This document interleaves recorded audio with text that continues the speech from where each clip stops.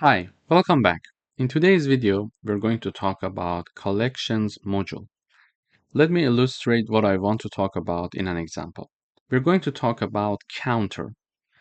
Here we are having a list of 6 strings here. So we are having a list named words. There are 6 strings in this list of ours. Okay, and we see that there are some strings repetitive. For example, apple appears 3 times, banana appears 2 times, and orange appears only 1 time. We would like to count the number of repetition that we are having for each string. For example, we would like to know how many times apple is shown, how many times banana is there, and how many times, for example, orange is there. In order to do that, we can use the counter. Okay, so we are going to use from collection, we are going to import counter. So counter class from built-in collection module is added into this program. So don't forget to have this header. We are going to have counter class from the collection module. Okay. Then we use that counter, and inside parentheses, we write down the name of our list. So the counter class, we are here using it to count the number of occurrences of each word in the words list. Okay, in the words list. So I repeat it, we are going to use the counter, and in parentheses, we write down the name of our list, and we are assigning it to count here. Okay. Then we are going to print this count, and then we are going to print the count and the apple element. What we expect to see in the output when I run this code is the following. So when we are having the print function to print us the count here, it works like a dictionary.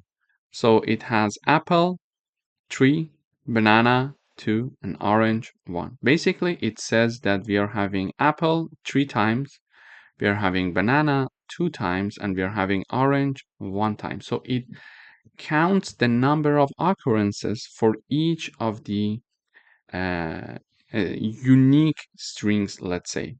Actually, this counter takes an iterable and as argument and return the dictionary-like objects. For example, we are having the keys that are the unique elements like apple, banana, and orange.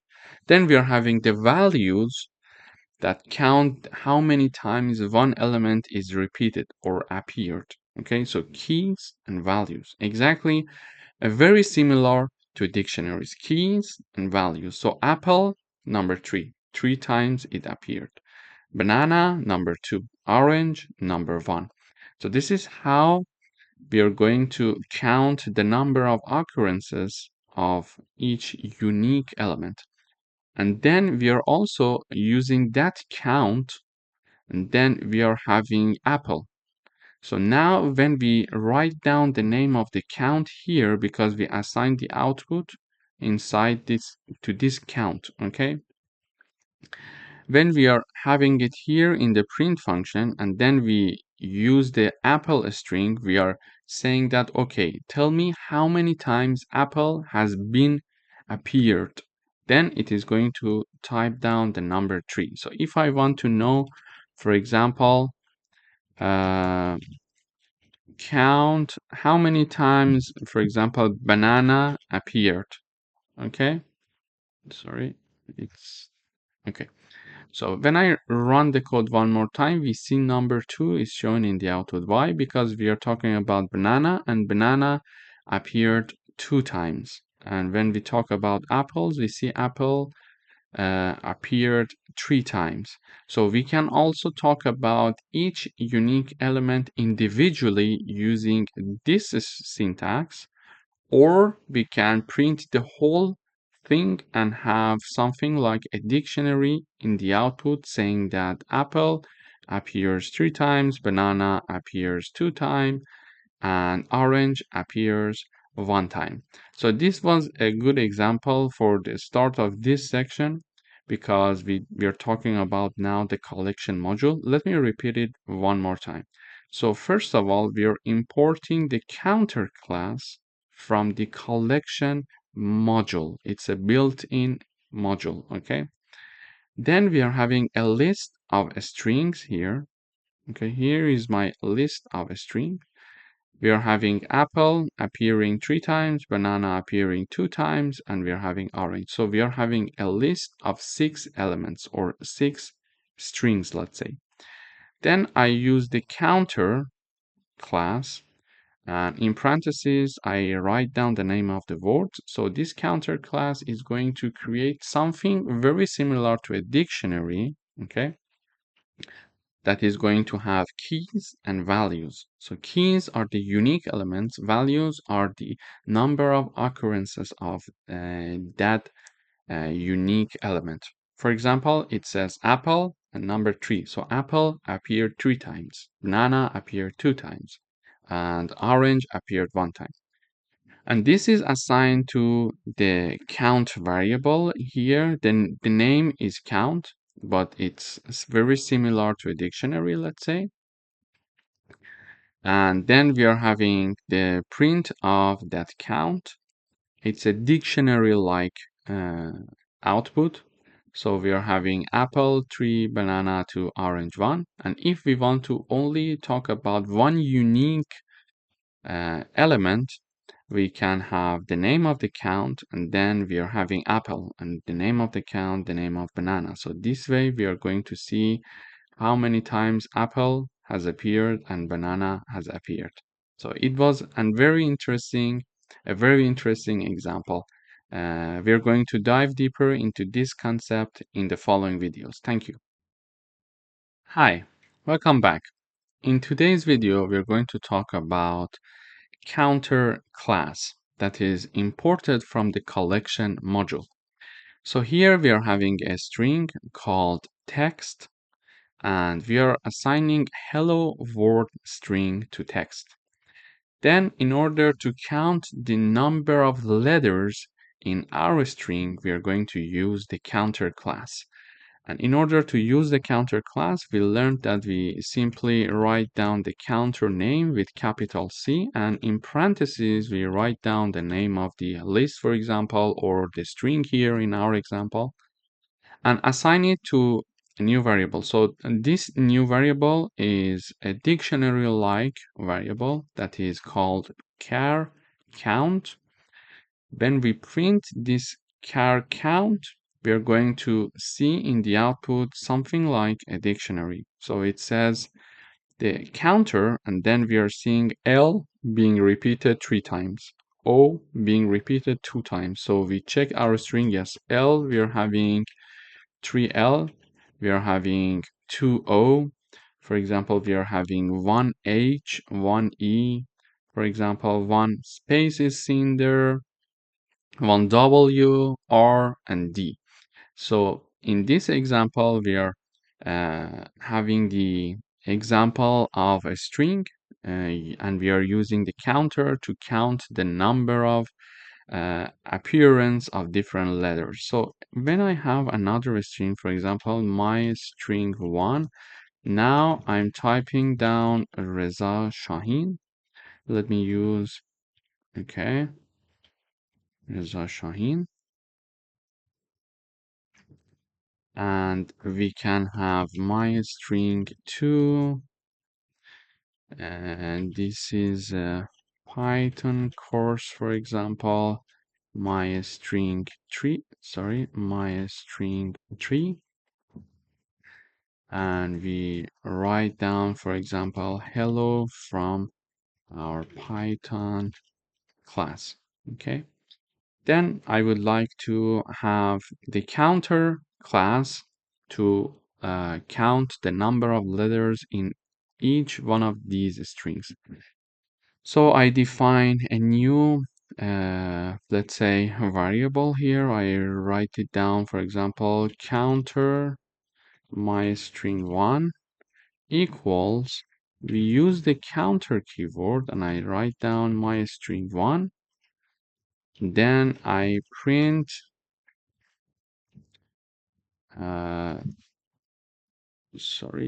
print counter my string 1. Okay, so when I run this code now, we have the second output here being printed, that is talking about the number of repetition of letters in my string 1. So here we see, for example, A has been repeated 2 times, H has been repeated 2 times as well. So we see 2H, and of course we see 2A here. Okay, then we are having the rest of the string letters being repeated only once. And now if I have counter my string 2 equals counter my string 2, then I want to now print this one as well, my string 2. So if I run the code one more time, now we see that here regarding our second string, space being appeared 4 times. So one time here we are having space, then we are having one space here 3 times and 4 times. So space we are having it 3 times. We are having s 3 times here. So one s here, one s here, and one s here. Then T appears 2 times, H appears 2 times until the end. And finally, if I want to type down for the third one, we can have counter my string 3 and then print this counter my string 3. When I run the code, here we see that, for example, letter O has appeared 4 times, space has appeared 4 times. Then we are having the L being appeared 3 times, H 2 times until the end. So it was a very good example to see how we can use the counter class from the collection module to count the number of letters, unique letters, let's say, in different strings. Thank you for watching. Hi, welcome back. In today's video, we're going to have another example about the counter class from collection module. Here we are having a string called text. In our string, we are having this apple, banana, apple, orange, banana, apple, grape. Okay, so here if I use the counter directly to this text, for example, my text counter, and assign it to counter, then text, then I print my text counter. Okay, so let me comment these parts. Here I'm having a string, and this string is having this phrase, for example, apple, banana, etc. until the end, which is grape. Then I use the counter class to count the number of letters in this string and assign it to my text counter. Then I print my text counter. And it says A appeared 11 times, P appeared 7 times, space appeared 6 times, etc. But what if I want to count the number of words in this string? So apple, banana, apple, orange. I want to see how many times apple has appeared in this string. If I want to do that, I need to do the following. I need to use the split function to convert the string into list of words. Okay, so when I use the split function, I would have a list of words and assign it to word underscore list. Then I use the word underscore list in parentheses and call the counter class and assign it to count. Then I print count. So when I run the code now, we see apple appear 3 times, banana 2 times, orange 1 time, and grape 1 time. So it's a very good example. If you're having a string and you would like to count the number of letters in this string, you simply use the counter class, and in parentheses, you write down the name of your string and assign it, for example, to a variable name, for example, here my text counter, and print that. So you will have this output where your strings are, for example, a letter has been appeared 11 times. You're going to count the letters inside this string, the unique letters, let's say. However, if you have a string and you want to see how many times each word has been appeared, then you need to use the split function to convert the string to list of words. Then use counter for that word underscore list. And when you print that, you're going to have this output. Okay, let me illustrate another example. My string 1, for example, it is going to have, this is Reza Shaheen from the online Python course. And then we can have the teacher is Reza Shaheen, and this is my string. Okay, so my string counter, I assign it to counter my string 1. Then I print that, print my string counter. Okay, so if I run this code now, we see that in this string, we are having 13 times the space, we are having age 9 times, etc. until the end. So it is counting the letters, the unique letters. However, if I have the split function, we can have split my string, this is just a name, and assign it to the name of the string, which is my string 1 dot split function. So I simply write down the name of my string dot the split function and assign it to this split underscore my string. Okay, and then I use the, for example, here let me have a name. What can I have? For example, splitted, I would say, for example, equal to split underscore my string here.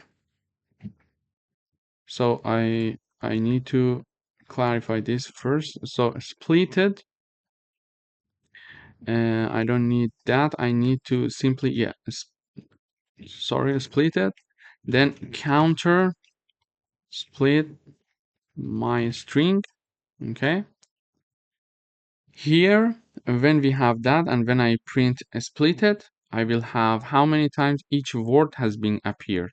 For example, it says the word is appeared 2 times, the word Reza appeared 2 times, Shaheen appeared 2 times, de appeared 2 times, this appeared 1 time, from appeared 1 time. So if I want to review, we can have the following. We are having a string here, for example, and this is my string, and the name of my string is my string 1. Then I count the number of letters in this string. In order to count the number of unique letters in this string, I use the counter class.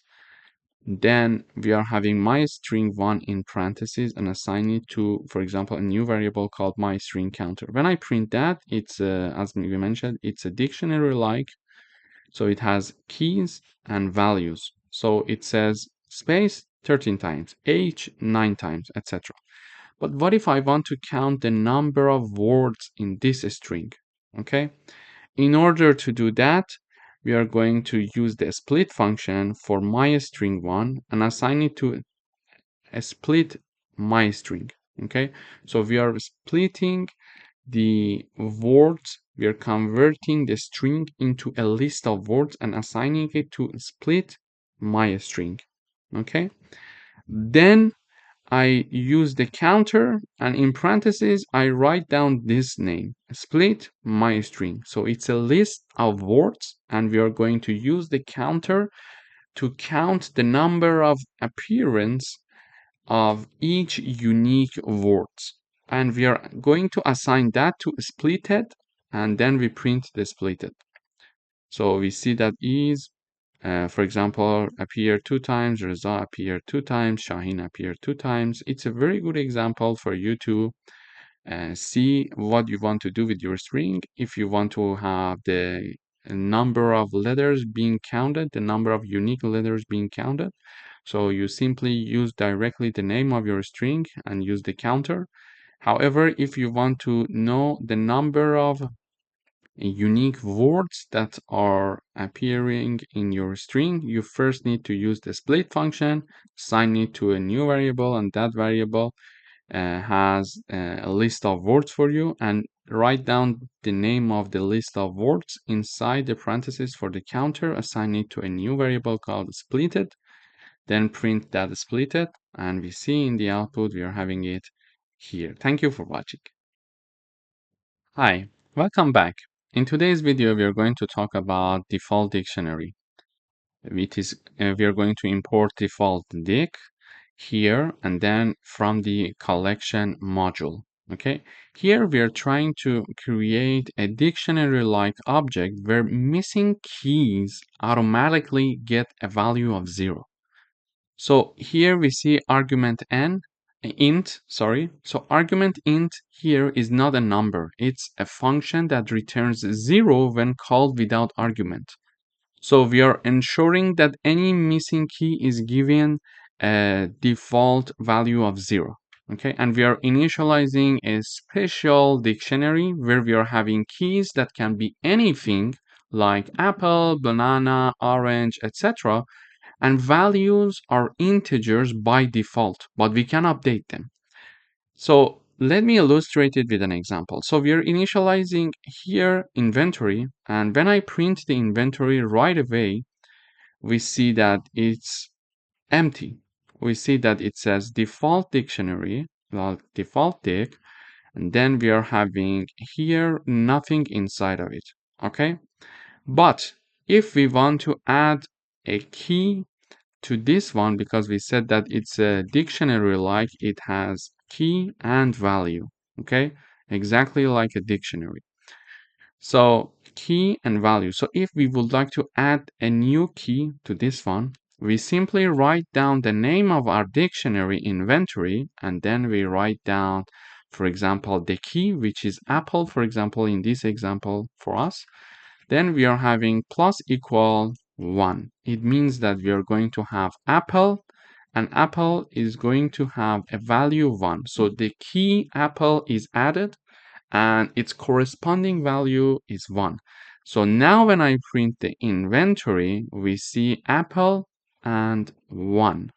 Okay, now I can also add another, for example, key and value. For example, inventory, we can have banana, and then we can have plus equal 5, for example. Now if I print inventory here, when we run the code, we see that, okay, now in this part we are having apple 1 time but banana 5 times.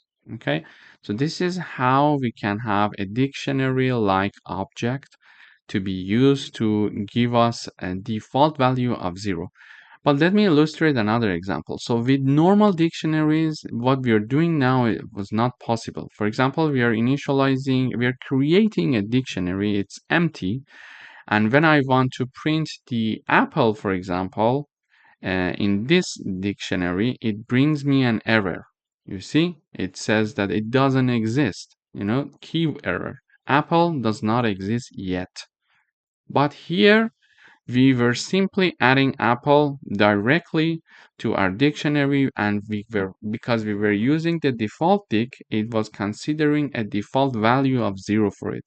But in our normal dictionary, we cannot do that. It's not possible. This is why we can use this type of default dic to help us to have a better output, and it's easier to work with. So if I want to create, for example, another one, I would say stockpile equals default dic, and I write down the int.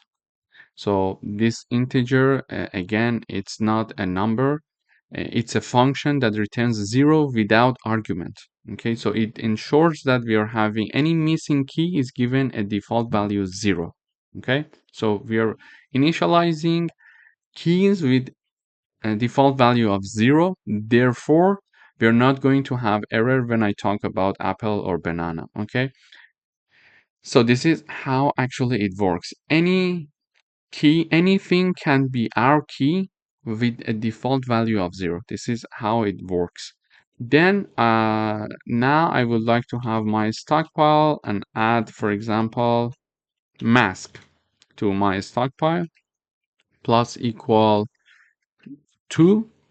Okay, then I would like to add, for example, wizards, masks, wizards plus equal to, for example, 10. And then I print my stockpile here. So when I run the code, here we see we are having 2 masks and 10 wizards.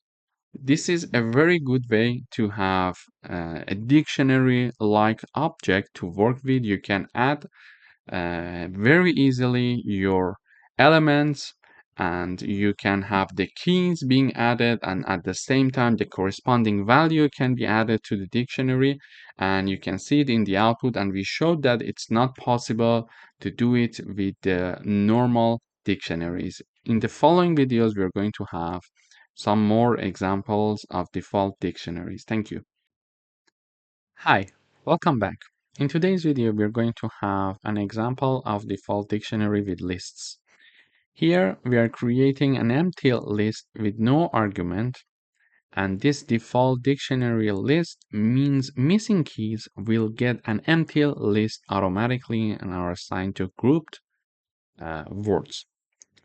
Then we are having a list of tuples here called words, and we are having for fruit category, it contains apple, fruit category, it contains banana, vegetable category, it contains carrot, and fruit category again, we are having orange inside of it. So we would like to group the containers of the same category next to each other. So we would like to have fruits, then we have the apple, banana, and orange. Then we would like to have vegetables, then carrot. So we would like the fruits to be next to each other, and we don't want to have fruits 3 times. And then we would like to have carrot for vegetables. In order to do that, we need to first iterate through the words. Okay, and words is a list of tuple. Here we are having a for loop with 2 iterating variables, category and item. For each category and item that are in words, we are going to append the item to the corresponding category in grouped words. Okay, and grouped words was an empty list. We created an empty list with no argument here and assigned it here. And because we use the default dictionary, it means that when we are having some keys that are missing, they are going to get empty list automatically. Okay, so this is why we can assign it to grouped words here. So here I am iterating through the word list of my tuples for 2 iterating items. In each iteration, we are adding this item to its corresponding category in grouped words. And when all this has finished, we are going to have the print in the output. So when I run this code, we see the default dictionary class, this time list. Then we are having the fruit, apple, banana, and orange. And then vegetable, and then here we are having, for example, carrot, as you see it here in the output. Basically, in this part, we are saying that for the first iteration, grouped words, we are saying for example, for fruit, append, the first one is, for example, apple, okay? And let me have it in the code as well. Okay. So here before that, we were never having the category of fruit, but we are having it here because we were having a list, an empty list with no arguments. So now we are having the category fruit to be inserted and created for the first time in these grouped words. Then we are appending apple as one of the items of this category. Then in the second iteration, we are having grouped words. Then here we are having again fruit, and then dot append. Here we are appending banana. Okay. Then we are having in the third iteration, the previous one was the second iteration. Now in the third iteration, we are having the category vegetable. So we were not having this category so far. Now we are going to create it. And then we are going to append carrot to this category. And finally, we are going to have grouped words. Then here we are having fruit dot append in parentheses we are having orange. So we are appending orange to the fruit category. Okay. So what happens in the for loop is that we are going through the categories here and then the items here, and in each iteration we are appending that item to its corresponding fruit in grouped words that we created here. Okay. So apple is appended to the category of fruit, banana is appended to the category of fruit, carrot is appended to the category of vegetable, and orange is appended to the category of fruit. So now we filled the grouped words list. Then here we are simply printing the grouped word. So when I run this code, we see that for the first category, which is fruit, we are having apple, banana, and orange.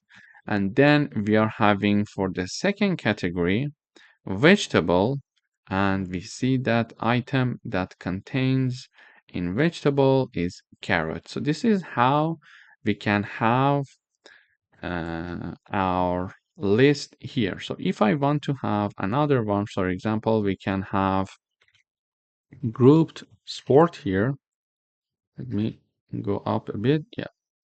Grouped sport here we could have, and then we can have default dictionary, and we are initializing it with list again.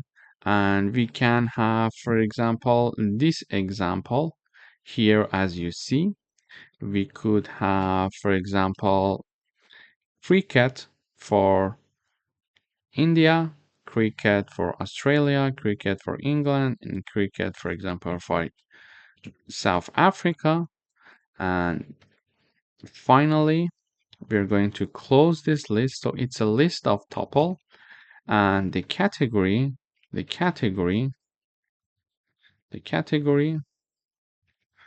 for all of them is cricket, and the item is different countries. So you see we are having, for example, India, Australia, England, and South Africa in the category of cricket. Then we could have other categories as well. So we could have, for example, soccer, we could have basketball, we could have different categories. So let me add one more category here. We could have, for example, soccer, and we could have, for example, France as its item, for example. So this is the category. Category is soccer. Okay. Now, if I want to have the iteration over this list, we again can have a for loop here. We can have a for loop for each category, an item in sport. We are going to append that item to its corresponding category for the grouped sport, and then we are going to print the group sport. So here we see that for cricket, we are having India, Australia, England, and South Africa. And for soccer, we are having France. So actually, this is how we can create our default list, a default dictionary with lists. Here we did that. Then we created a list of tuples called sports. Here we are having two categories, cricket and soccer. In the cricket category, it contains India, Australia, England, South Africa. And for soccer, we are having France only. Then, in order to transfer this list of tuples to our grouped sport, we need to iterate through this first. So we have two iterating variables because we're having category and items. So for each category and item in sports, here, this is the list of tuples, we are going to append that item in the corresponding category for the grouped sport.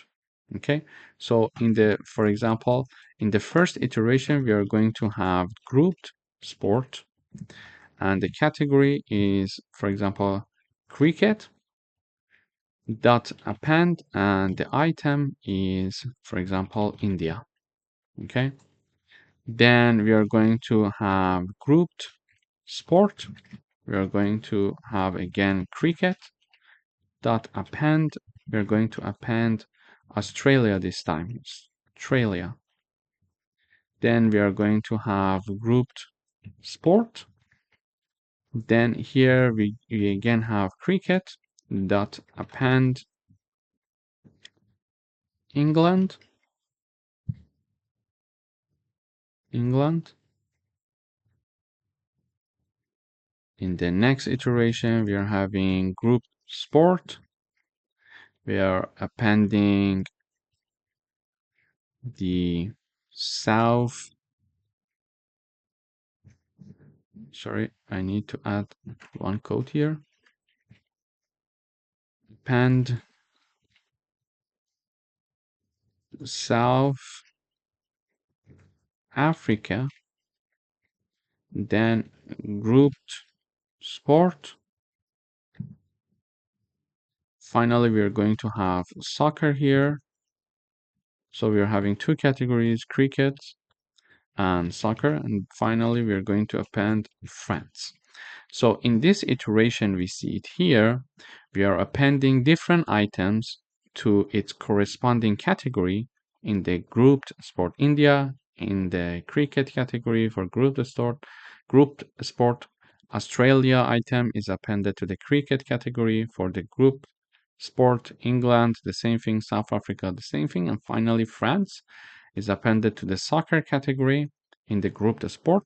Then when we print grouped sport, we see in the output in the cricket category, we have India, Australia, England, and South Africa. And for soccer, we are having France. Thank you for watching. Hi, welcome back. In today's video, we're going to have a coding exercise with respect to default dictionaries. So we would like to create a default dictionary with set as default factory. Here, we are having default dictionary, and in parentheses, this time we are having a set.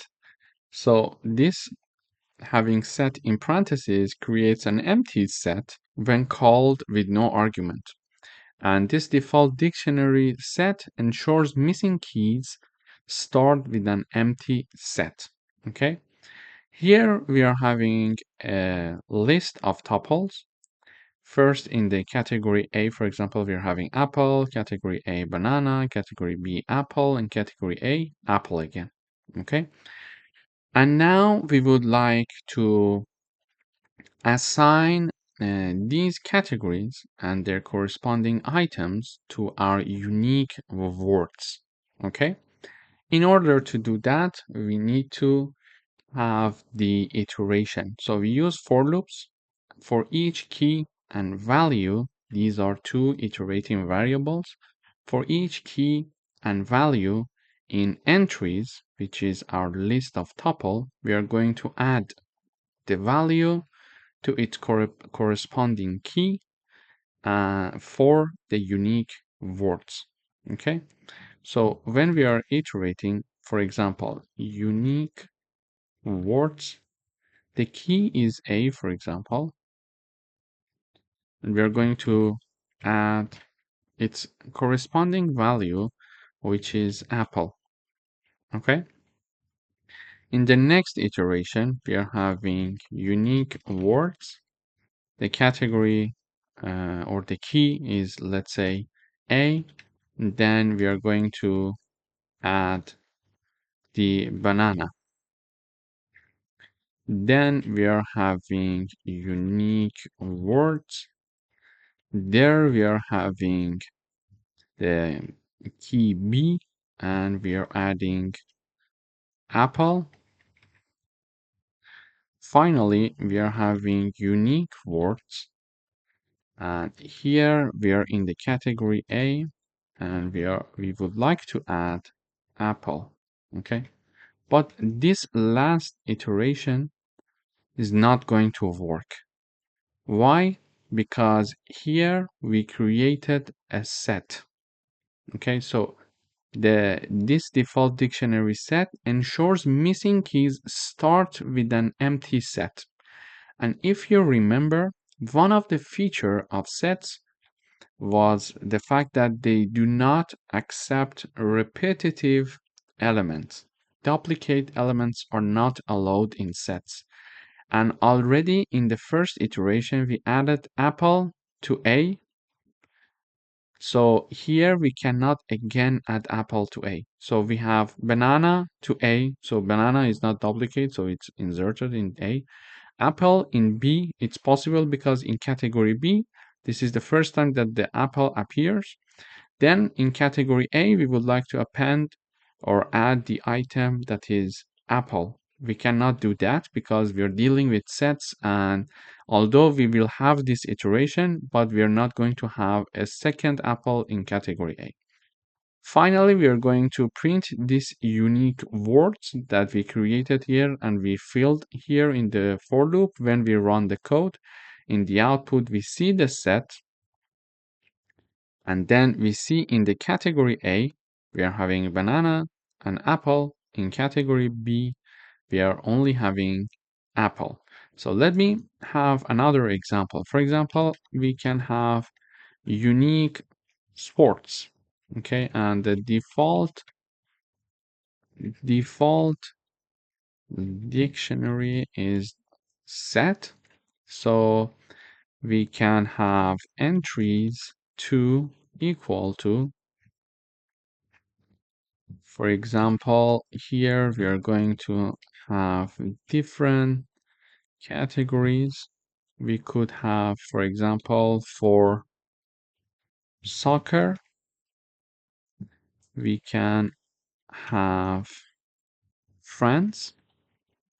Then for soccer, we can have England. For basketball, we can have USA. Then for soccer, again, we can have, for example, we can have, for example, Italy. Then for soccer, again, we would like to have France again. And finally, I would like to have the basketball, then France here as well. Okay. So here is my entry. Then in order to fill my unique sport, I am iterating with two iterating variables where I'm iterating through the entry 2, and then these are two iterating variables. So in each iteration, we are adding the value to its corresponding key in unique sports. Okay. So for example, here we are having the unique sport. So it's soccer, and its value is France. We are having unique sports. it is soccer in the next iteration.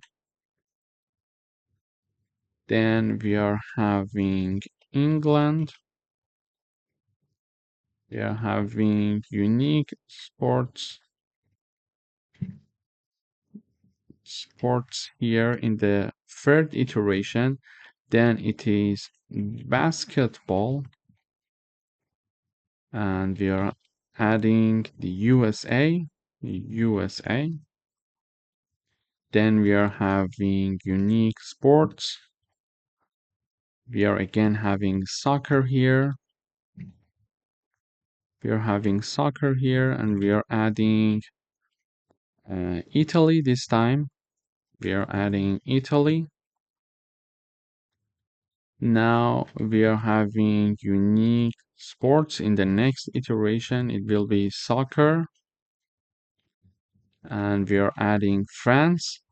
We are adding France, but it's not going to be inserted. It is not going to be inserted. Why? Because we already added France to the category of soccer, and this France is duplicate, so we cannot add it one more time. And in the last iteration, finally, we are having unique sports. We see basketball, and we add France here as well. So these are the iteration. In the first iteration, we add France to soccer, we add England to soccer, USA to basketball, Italy to soccer. So far, all of them are unique. Then we want to add soccer to France to soccer. We see that France is already inserted, so we are not going to insert that because we are following set rules. We are having empty set when we created unique sports. Then we are having France added to basketball, okay? And then we print it. So we are having two categories, soccer and basketball. And in the first category, when I run the code, we see we are having France, Italy, and England. France, England, and Italy. Then in the basketball, we are having France and USA. And as you see, we are having France in basketball and USA. So for the category B, we are having one France and one USA. And for category basketball, sorry, we are having two elements, France and USA. And for category soccer, we are having France, Italy, and England. And the duplicate of the France is not inserted in the soccer category, as we can see it here in the output. So this is how we can use the default dict here and use set as the default factory. So it is going to create an empty set when called with no arguments, and it ensures missing keys start with an empty set. Then we had a list of tuples. We iterate through that, and we add the elements into the unique words that we are having here. Thank you for watching. Hi, welcome back. In today's video, we're going to talk about named tuple. So we're importing named tuple from the collection module. Okay. Here we're defining a named tuple called point with two fields x and y, and we are assigning it to a variable called point. Then we are here creating an instance called p of the point with x equals 3 and 4. Okay. Why x equals 3 and 4? Because we are creating an instance of point. Okay. And then the point has x and y. So 3 equals x and 4 equals y here. And in order to access the values, we can use dot notation. So we use the print function. We will have p.x and comma p.y to access these 3 and 4. And also we can print the entire named tuple instance. So when I run this code, for this line, p.x and p.y, we are having numbers 3 and 4 that we assigned here. Then when we are creating when we are printing the entire named tuple instance, we see that it says point coming from here, and x equals 3, y equals 4. So this is how the name tuple can be created. But why do we need name tuple and we're not using regular tuple here? Let me clarify it. So using the regular tuple, it's a bit hard to read. For example, when we are having a tuple called point, we are having two elements, 3 and 4. And when we want to print them, we simply print the element with index 0 and print the element with index 1, which is 4. So it's we sometimes we need to think, okay, what is point the index 0 of the point tuple, and what about this one? So you need to remember that the index 0 of the point tuple means x, and index 1 of the point tuple means y. So we need to remember it. This is a bit hard when we are having like 200, 300, maybe 2000 lines of code that you need to remember. For example, in certain specific tuples, the first element is x and the second element is y. Therefore, it's easier for us to use named tuple over the regular tuple, because as you see it here, we are using the named tuple and we are simply importing the class from the module, and then we are having a class, a named tuple, sorry, with x and y. And when we are creating an instance of the point, we see that 3 and 4 are x and y because we are simply using p.x and p.y. So when we call p.x, the first element is called. When we write p.y, the second element is called. So we don't have to worry about the thing that we may not remember the first element of which tuple is x, for example, or the second element of which tuple is y, etc. So it's clear and readable, and you don't need to remember index positions. This is the first reason why named tuple are very good. Secondly, we have regular tuples that are mutable, so we can modify them. For example, here I'm having a tuple called point. It has two elements, 3 and 4, and we can reassign the whole tuple. We can have 5 and 6 now to be assigned to the same tuple. However, when we are having named tuple, they are immutable, so we cannot modify them. Once we create uh, an instance of that named tuple, for example, with x equals 3 and y equals 4, we cannot reassign the x to be 5 now. They are immutable and we're going to have errors. So this protects data integrity for us. It's very important. And for example, here, let me create another one, another named tuple. We can have point 2, x and y. Then here I create an instance of the point 2. Here, instead of 3 and 4, I would say simply 5 and 8, for example. If I want to access the elements, the values, we can use the dot notation as we discussed. So I write down print, then I say the name of the instance, which is p2.x and p2.y. So when we have this, we expect to see 5 and 8 in the output.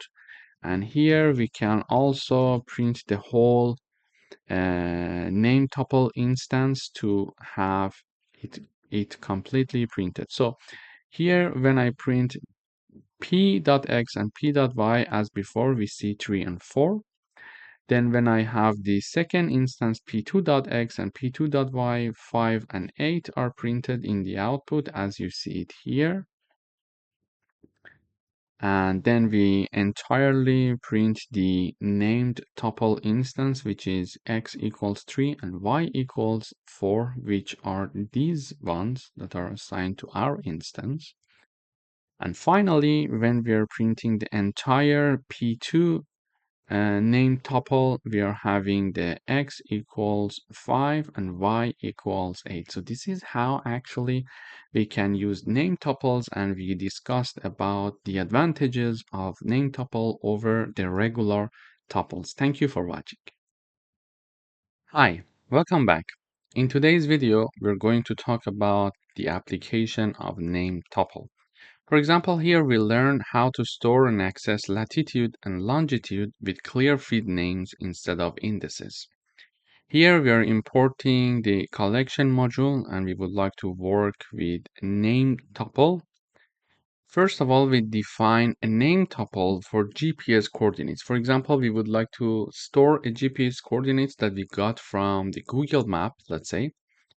And simply using the name tuple, we can have a coordinates with its latitude and longitude. Okay. And then, for example, we are going to create an instance of that coordinate, and we are naming it NYC or New York. Then we are going to here, when we are creating an instance here, we are inserting the latitude and longitude respectively. And finally, if we would like to access it, we can write down the name of the instance that we created and then put a dot and then the latitude and dot, the longitude. Therefore, when we use the print function, we see these two numbers in the output. So instead of writing, for example, NYC for the index 0 and NYC for index 1, now we are using nyc.latitude and nyc.longitude. It helps to improve the code readability because it makes sense. For example, now that I see, okay, here we're talking about the NYC, which is probably New York, and its latitude. And here we are talking about NYC longitude. Okay, we are talking about a coordinate. So it's understandable for someone who does not develop this code, who didn't develop this code. It's understandable for that person as well, most probably. Instead of having, for example, in the output, for example, NYC 0 and NYC1. When we are having this in the output, probably we need to have a comment somewhere saying that, for example, I'm using NYC0 to have the latitude being printed out in the output and NYC1 to have the longitude being printed out in the output.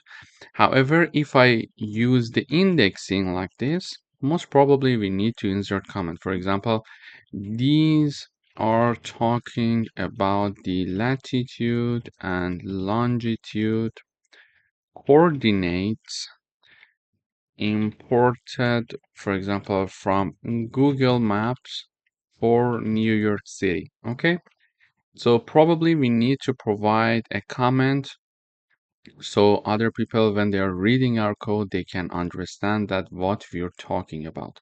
It's way easier to use latitude and longitude, so it improves the code readability. Here, let me have another example. For example, I could have coordinate 2. I use name tuple, and then have I have the, for example, coordinate 2. Then we are having, for example, the latitude and longitude here. Okay, so this is another name tuple that we are defining for our GPS coordinates. And this time, when I want to create an instance of this coordinate, I, for example, type down Montreal. So we are going to talk about the Montreal, and then we are having coordinate 2, and we can have a number, for example, 45.5017 and minus 73 dot whatever, just a number. Okay, Then, in order to access that, we simply print and I write down the name of my instance that I created, which is Montreal, then dot, and then latitude, and with a comma I separate it from the longitude, so I write down the name of my instance again, and this time put a dot and I type down longitude here. So when I print that, we should see the coordinates in the output again, like we inserted here. So we see that we can provide coordinates, GPS coordinates, and use a name tuple to have the latitude keyword and longitude keyword, making our code more readable. And then we are creating an instance of that name tuple, and using that instance, we can have access to latitude and longitude that we created earlier. Thank you for watching. Hi, welcome back. In today's video, we would like to represent a student record using name tuple. Here, we are importing name tuple from the collection module, and we are defining a name tuple for student information. And we are having the name to be student. In this name tuple, we are having three elements: name, age, and grade. So we see that it's possible to have more than two element in our name tuple. So for example, if we are having a coordinate example, we can have two elements, x and y, representing the x coordinates and y coordinates. However, we can have more than two elements in our named tuple. For example, we can have a student record here where we store name, age, and grade of one student. Then we would like to create two instances of this name tuple. So S1 and S2, and we need three pieces of information in order to create our instance. For example, Alice for the name, 21 for the age, and A for the grade. This is the instance of the first student. Then we are having the instance of the second student, where we see that Bob, 22 years old, and with the grade B. But how can we access these values? In order to access these values, we can simply write down the name of our instance, dot name, to have the name of the first student being printed, and then to print the grade of the first student, we can write down the name of the instance, which is S1, then dot grade. Okay. And if we want to have only one piece of information about one of the students, we write down its corresponding instance, which is S2, for example, and the age. For example, now we are going to have the Bob's age being printed out in the output to be 22, as we see here. And for the first print, we are having Alice, and the grade is A. So if I have another instance, for example, here, student, I write down, for example, Reza. The age is 25. Let me write it with capital S. Yeah, okay. And the grade is A.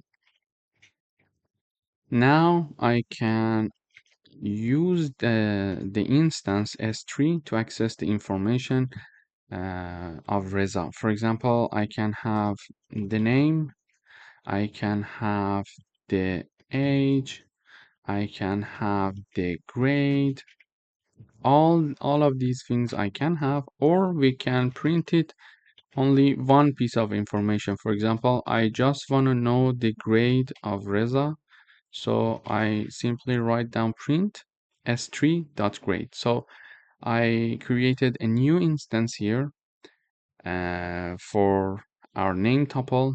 The name is Reza, the age is 25, and the grade is A. Then I use the S3 instance to access the name, the age, and the grade of Reza. I'm printing it in the output. And also, if we want only the grade of Reza, we can do that. We can go ahead and use the instance and then dot grade to simply print A for us in the output. We can, of course, add some message here so it's easier to understand. We could say the grade of Reza, or for example, third student, then we print it. So when I run the code now, we see this message, the grade of Reza, third student, A.